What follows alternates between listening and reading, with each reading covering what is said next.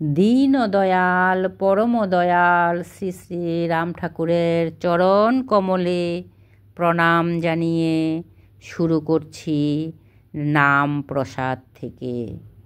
পবিত্র বুখারী শরীফ আস্বাদনে জানা যায়, আমি আমার বান্দার সঙ্গে থাকি যতক্ষণ পর্যন্ত সে আমায় স্মরণ করে এবং তার উভয় ঠোঁট আমার নামের সঙ্গে নড়াচড়া করে।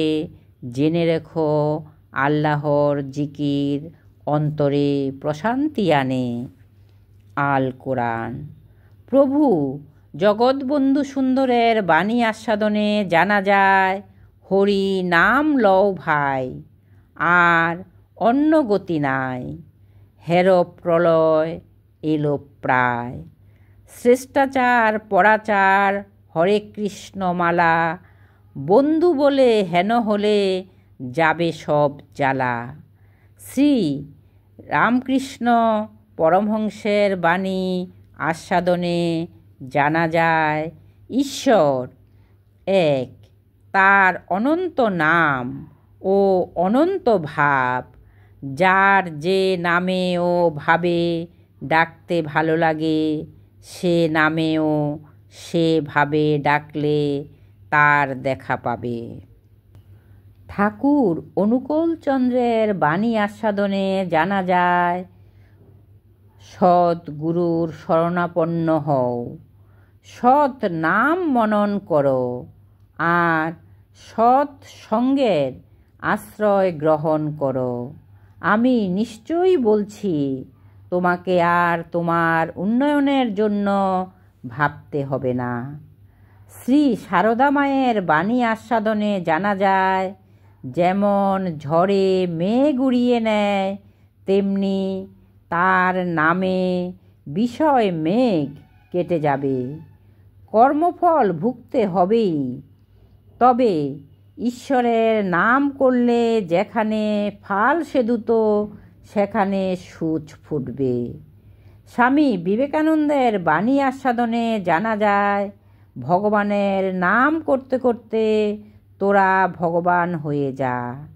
নাম করে তোদের হৃদয় কৃষ্ণ রাগে রঞ্জিত করে ফেল, তখন বুঝবি তুই নিজেই সেই। অখণ্ড মণ্ডলেশ্বর স্বামী স্বরূপানন্দের বাণী আস্বাদনে জানা যায়, সর্বদা মঙ্গলময় নামে মন লাগাইয়া রাখিও। নামই জীবের সুখ, নামই জীবনের শান্তি। নামকে আশ্রয় করিয়াই প্রত্যেককে দুঃখ সাগরে সাঁতার কাটিয়া নির্ভয়ে তীরে উঠিতে হইবে।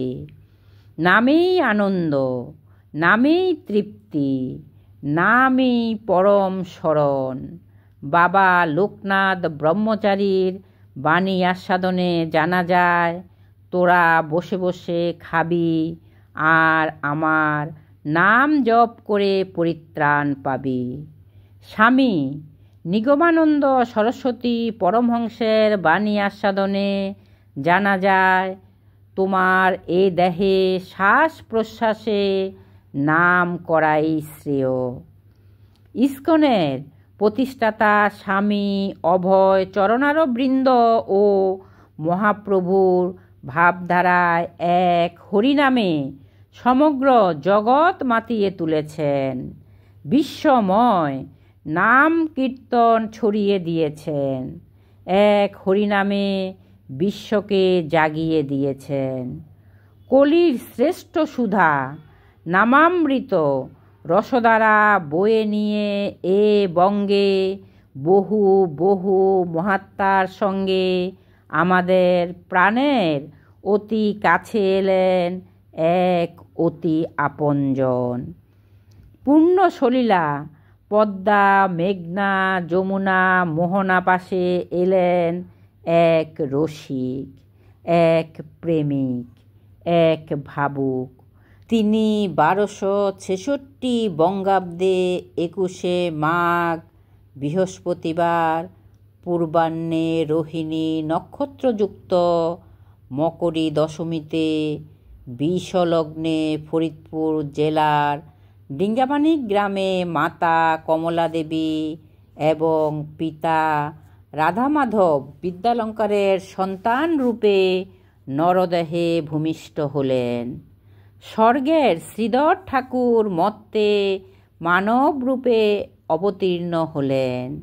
আবার 1356 বঙ্গাব্দে 18ই বৈশাখ রবিবার সত্য যুগাদ্য পূর্ণ অক্ষয় তৃতীয়ায় মধ্যাহ্নে মহা মাহেন্দ্রক্ষণে নোয়াখালী জেলার সুদারাম থানার চৌমুহনীতে সুদীর্ঘ 90টি বৎসরের তার মানব দেহলীলা সাঙ্গ করে নিত্যধামে ফিরে গেলেন।